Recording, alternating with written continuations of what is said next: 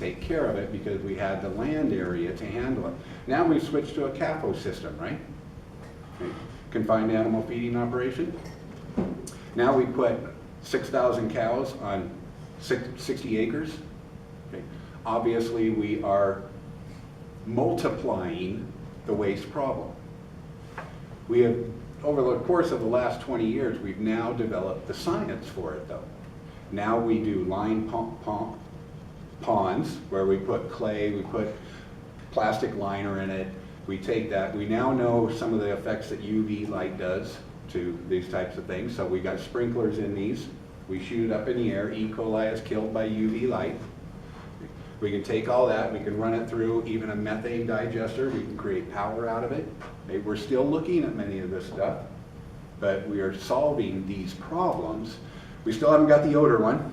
Man, yeah. Especially come spring when everything thaws out. You drive right by Jerome every day, which is a major CAFO area. There's also a big one off to the south of Buell Filer, which is a big CAFO area. We still haven't solved that problem, but I envision that at some point in time we will. The science will keep up with it or catch it. Now, with that said, you're going to have a lot of kickback from the public over these. And there will be a lot of things that go. We will have projects that take off and go that not everybody buys in on. The thing we got to keep in mind is we are trying to do this to enhance civilization. We may not get it right the first time, but we'll fix these problems as they go. That's how science gets picked up. That's how it goes. So that's really the overriding thing. I think nobody really wants to go in and poison people. Okay? But we realize something has to happen, and we need this product. Now how are we going to mitigate it? Okay? So keep in mind, I like to keep the science in this. Okay? I don't like to bring in emotions, and the problem is there gets to be a lot of emotions in this. There gets to be a lot of emotions. Okay? Because you're dealing with people not in this field, you're dealing with the public. Okay? They don't have the academic knowledge, they don't have the picture of the end use, and so it's our job many times to mitigate that emotion. And we do that through renderings. Okay? We do that through lots of drawings saying here's what the end's going to look like. Okay, we're going to go ahead and we're going to destroy this little area for a bunch of gravel so that we can build our roads, and then we're going to go ahead and replant. So you're going to have an eyesore for 5 years, and then 10 years down the road you'll never know it was there. Okay? So we do a lot of that work, okay, to kind of get these projects kicked off the ground. Notice my other part? Or anytime we move dirt. That's bad.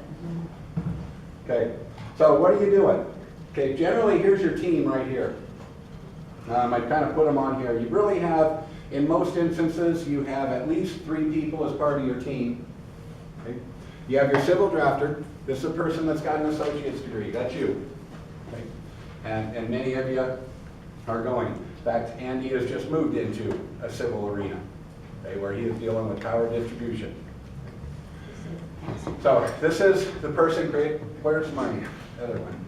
I got that too short. Okay, so you have your lead designer, which would be a civil engineer. Now there's a lot of different types on here, okay, and we'll see some of these below. Civil is, like I said, a huge field. And we have a lot of different engineering degrees that fall under this. And so it's kind of a catch-all phrase, civil. You cannot get these licensing except unless you have a 4-year Bachelor of Science degree. It has to be there. You can't get a BA degree. There are some of those out there. And then you have to take your licensing test. You also have to work 2 years in the field before you can take those licensing tests. Same as the architectural requirements. Except architectural allows 2-year degrees and 8 years. That is not in here. Okay. So here's your lead designer. This is the person that is communicating the lead design to the public. Okay, that's you. Okay, so you're your civil drafter. Okay. Now you have one other person that will always be involved, and this is a surveyor. Most of the time, a surveyor is a person that was a civil drafter and liked this field because they wanted to be outside more. Surveyors do a lot of drafting. So PLS. If you're a surveyor, What you want to try and reach for is a PLS license. That's Public Land Surveyor. You have to work in the field for 2 years and have a 2-year degree. Recently, this has changed in the state of Idaho. They will no longer let you take this unless you have a 4-year degree in what do they call it, geophysical or something. ISU is the only one that offers that degree. I really expect this to be waived and gone back to a 2-year degree and 2 years experience. They instituted that about 5 years ago. The word out in the industry is we are now no longer have any surveyors. Okay? So the job force is going to drive it. So not only do you have to have a 4-year degree, it has to be in a specific thing. Yep. And I really envision that going away. Okay. So I think in the next few years, if you guys get out there and get exposed to surveying, you're going to have the chance to be a PLS. When you get your licensing, you're worth a lot of money, okay? A whole lot of money. Figure a drafter in here, well, I talked about salaries before, you can probably double what you're making as a drafter if you have a PLS surveying license. So this person here is also involved. These are people that are your eyes on the field. Surveying basically means measuring on land. That's really what it means. It's how we measure stuff on land. I did put some websites down here for you to look on a little bit more information. The one I've got in red is one you ought to look at a lot. Okay. So this one's your surveying one. This one is your civil engineering one. This one is a government site that's been around forever, and they manage all of the standards for this industry. USGS.gov. And you should start looking through that today, and I'll show you why here in a few minutes. Stands for United States Geologic Survey.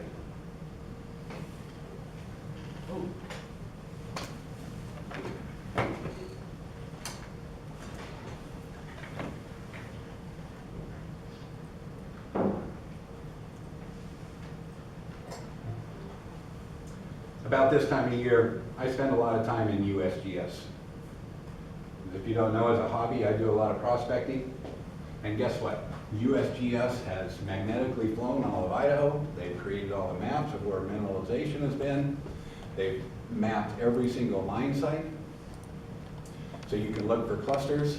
You can look for areas that have high probability of a certain mineral. It's all documented for you.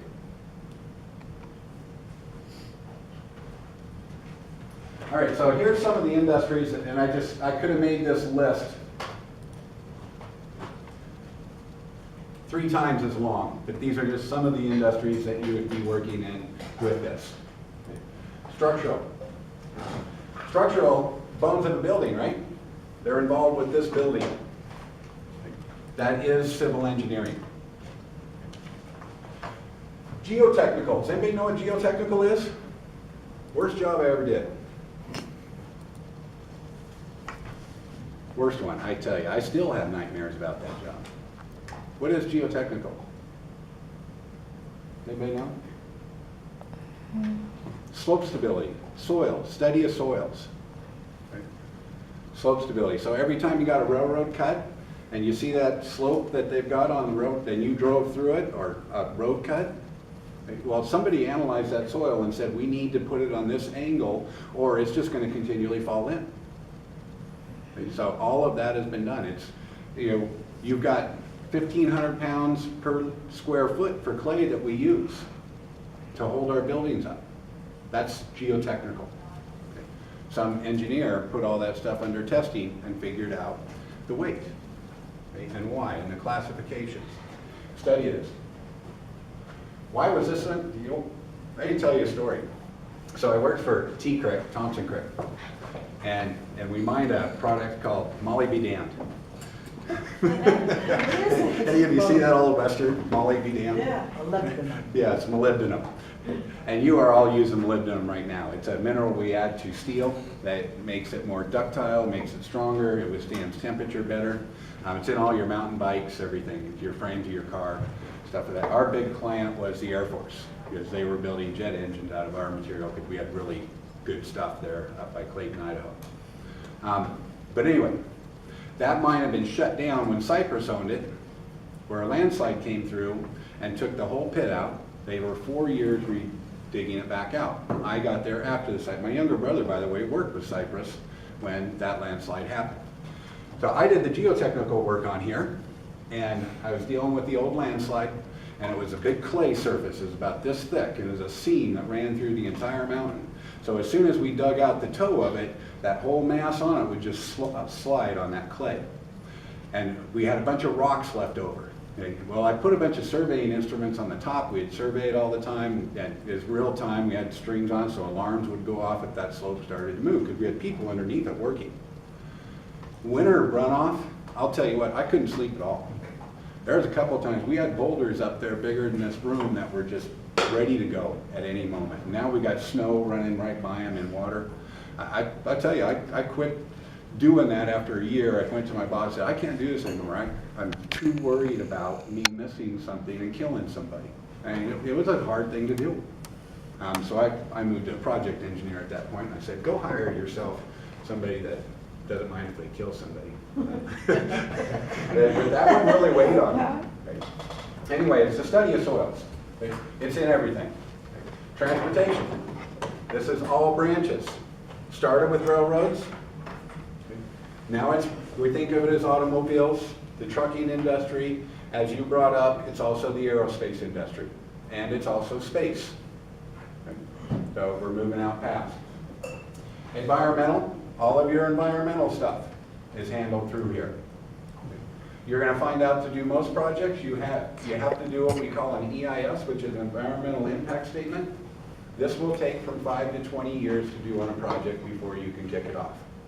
Okay. Some of you are from the Burley area. Who's driven to Albion? Pretty much everybody in the room, right? You know that new highway that heads out of Declo and goes through there? That was a 25-year project to put the new road in. Okay? Because of a snail. They had to mitigate a snail in one pasture. Okay? And it sat there till they figured out a way to save that snail before they'd let them build the road. I know a lady from the ITD, she started that project when she was hired 30 years ago. They started construction right after she retired. She worked that project her entire career. And it had to deal with the environmental part. We have another big one that's going on. Well, how do you do 20 years on deciding where to put a snail? I mean, what do you do every day? I mean, what do you do? You don't do it every day. I know, but what do you do for 20 years? Yeah, See if like, he likes over It here. keeps coming up. I mean- Every year, you're going to build habitat, you're going to do something to mitigate Oh my God. and try and expand the population of the snail or whatever the case might be. Okay, so that you can go ahead and disturb part of it. Because like in mining, we did this all the time. We would say, okay, we're going to ruin these 80 acres, so we're going to restore this 160 over here before we do this. And then we're going to do ours too, so everybody's a winner. Okay, we did that all the time. Yeah. But yeah, so that's what's going on. You've had another one that's on hold too. That's been going on forever. Many of you have heard there's a new bridge going across the canyon, right? That started 15 years ago with the EIS statement. It's still ongoing. New in addition or redoing this? Now we're new bridge. Okay, we're going to leave the Prime, we're going to leave the Hanson, we're going to build a new one. Right now, currently, we're talking where 2400 or Highway 93 comes out of Jackpot. Just keep going straight and go right across the canyon there. And that ties in almost right with Wendell. Oh. that would be nice. And it's to get truck traffic off. I hope one of you folks get involved with that, because that will be a job of a lifetime. I mean, that's quite a structure. The canyon there, the problem we're having is down in the canyon there, we have quite a few mitigating issues. Okay, we got a lot of species down there that are kind of unique. Okay, you're right above Auger Falls on this area. And then we always got the white sturgeon that we're dealing with, right? So we need to make sure we take care of those. And the canyon's quite a bit longer or wider at this point than it is where the brine is. So it's going to be quite a structure when they put this thing together. I hope some of you get involved with that. Okay? I hope I'm retired and I'm not. Hydraulic. Okay, yeah, this one actually, hydraulic, water resource, these are together. Okay, this is huge. Okay, this is probably the largest part of it all. On the tours, they mentioned the recharge stuff that goes on. We're actually lucky, we've got probably the most renowned water engineers in the United States, if not the world, right here in Twin. Brockway Engineering, they are the leaders of this. They're the ones that mathematically modeled the Snake River Plain Aquifer and how it goes. They're in charge of all of it through there. They get paid pretty substantially for that, but they manage it. Okay? They're also doing the recharge work. Charles Brockway, the lead guy, he's now trying to get out, and his son's taking it over, who is also very, very intelligent. That might be a way, or I don't know that intelligence is the right word. He's very detail oriented. He's good for this type of work. They're still running. They have 2 drafters. They're both CSI grads that work for them. So they're mostly in a GIS system. But all your reservoirs, canals, this is not only the building of the dams and how we use them for irrigation or public use, it's also the recreation. So think of fisheries, boating, picnic areas, all of that is done also. Yes, Declan? What do they do about the fish that goes to the dams and stuff, or like letting off? Yeah, all the fish ladders and stuff. That's how we're trying to mitigate money. We do a lot of barging now. We also got some steel screens that are floating in water to kind of corral the fish certain ways that we use. There's a lot of mitigation. Fish and Game grows a lot of fish and stocks. And we also have private companies that do that and get paid for it. What was your specific question, Declan? I don't know. I was just curious to see like kind of how they did it, or like how they let the fish go through, but kind of. When you're dealing with biological species, it's a tricky deal because there are so many things that influence them.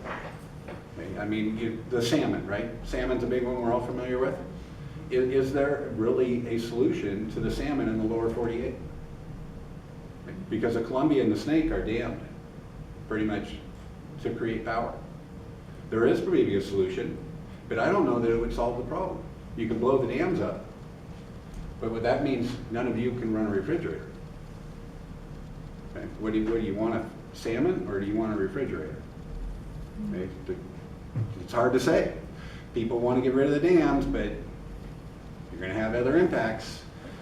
Now, with that said, we're trying to do other things. Barging is a fairly new thing, right? And that is showing huge success. So we're getting more back. But I don't know that we're really done with that issue yet. In fact, I know we're not. Because hydropower is our cheapest, cleanest, renewable source of energy we have. Okay? It's 10 times better than solar and wind. 10 times better. Yes? I've heard that the Thousand Springs doesn't really generate that much energy, but there's the loss of all those, they used to have springs everywhere, and then they dammed that up. I mean, would they ever consider reversing something like that? Actually, those were end users on Thousand Springs. What's happening there is everybody's tapping into the aquifer back up above it. That's why the recharge system that we talked about up with CH is being done. Because it's not the power requirements at the end or the fish farms at the end. They're seeing the results of all the wells being drilled by population explosion up on the canyon. Okay? That's a result of it. And so that's kind of what you got to think. And I mentioned the salmon thing, saying, okay, we're doing all this to mitigate the smolt, but you probably all got to stop the fishing. You probably ought to kill all the seals. You got to, it's a huge issue. Yeah. And you can't look at one little area and say, this is how we're going to mitigate it. There are multiple things. I mean, you've got those longliners running right off the coast, right? Mostly Japan. I think they're probably the guiltiest of this. Yes? Are fish hatcheries under civil engineering? Yes, they are. Mm-hmm. Aquaculture is a civil engineering function. Are there like the hatcheries? I mean, could you say, well, it's that, but it's also this? I mean, so that that an entity is actually two different fields of it? Or do they make everything go in, because some of them seem like they could go in multiple places, I guess that's what I'm asking. That's a little bigger, Cheryl, than the topic where there's a lot of documentation on that system you're talking about right there. It was just, in the last couple of years, it's been mitigated in court. And I think with a little Google search, you can do some research on what happened there. Okay, but the thing is, water is real property. Water is real property. And so we have an entire division in here that deals with water. If I ever quit this and go back to work, I did my master's and I stopped 3 credits short, it's in water. I think I might go back to, instead of mining or water, one of the two. Water fascinates me. It always has, ever since I've watched what it can do to structures. It's without a doubt the most powerful force we have on the planet. And it will rip everything apart. It can also be used for good. It's hard to control. It is very hard to control. Yeah. Okay, so anyway, let's move on. Construction management. Okay. Yeah, we got a lot of this. Okay, a lot of it. Let me just kind of make a quick stat for you. In Twin Falls, right now, we have 12 engineering firms. We have McClure Engineering, which is a mechanical engineering firm. Guess what all the rest of them are? They're all civil firms. That's how big this is. It dominates what's going on out there. They're the ones doing all the building. If you're going to do structural work, you got to have a manager on it. This is what's holding up the building. Okay, we are going to check those buildings as they go together. Is the weld right? Is the bolt right? We're checking it. Okay. We already mentioned surveying, measuring on land. I think every public land surveyor that's licensed in the city of Twin has a drafting degree, I believe. Unless some new ones moved in. I know Roger Kruger from EHM, longtime PLS guy, he's a graduate of one of our first graduates here at CSI from the 60s. Okay. The guys you see come in, they're all graduates of this program that have transitioned to nothing but surveying. These folks, by the way, do a lot of drafting, volume calculations. Like they'll take a stockpile, ITD employs a lot of these, they'll survey a stockpile, we can calculate the volume of it, we know how much rock's there, we know if we got enough sand and gravel for the upcoming winter, whatever the case might be. Town planning. Right? Manja just interviewed with these folks yesterday. Town planning, they've got several civil engineers and civil drafters on staff at Twin Falls, not just the permitting office. We do have our own engineering department. Happy to say all their drafters are CSI grants. Piping, another big one. We talked about that with the welding earlier.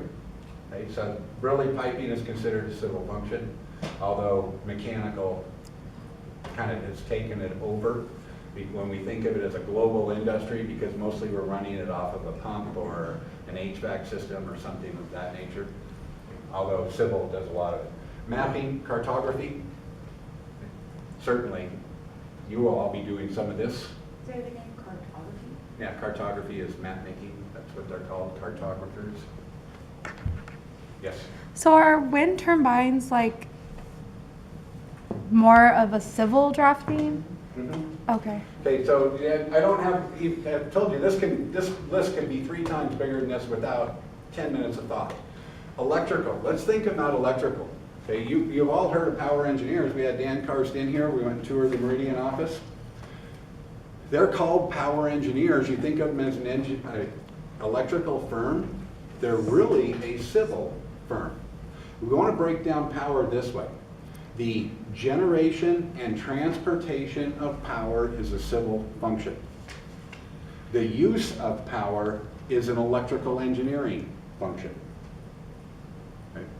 So most people think that from the power generation source, whether it's coal, nuclear, whatever, to a substation, the transportation of that to a substation is the civil industry.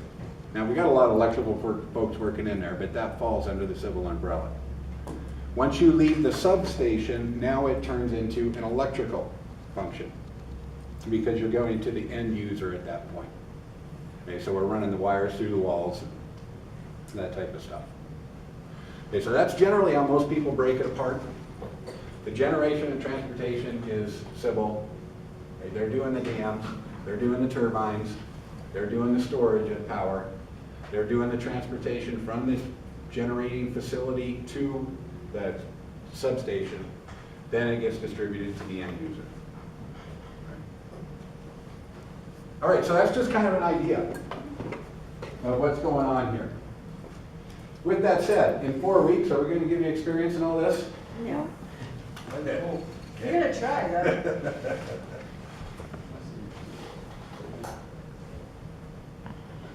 I just kind of wrote this quick statement down because if you not all of you had the benefit of going on tours. Those of you who went on tours, you probably got a good feel of this.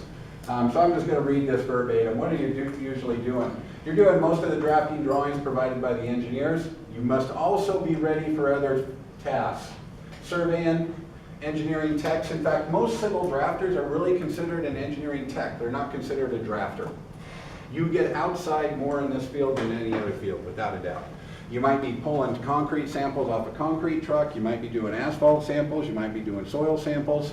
A lot of different things out in the field. More of a construction management role. Okay? So you got to be ready to work outside if you're going to do this work. Okay? You're not meeting with many clients on here. Most of these people are employed by governments. Okay? Government employing government, employing private. Okay? That's really where it goes. Okay? Think of the transportation roads. Okay? Private people don't have the money to build a road. A road costs $1 million for a mile of road. Okay? Not many of us have that kind of money. Governments do roads, your tax dollars. So really, let's not lose sight of the fact that you're doing the road, you're paying for it. It's not the government's money, it's yours. But it's something we need, right? You may have to go survey.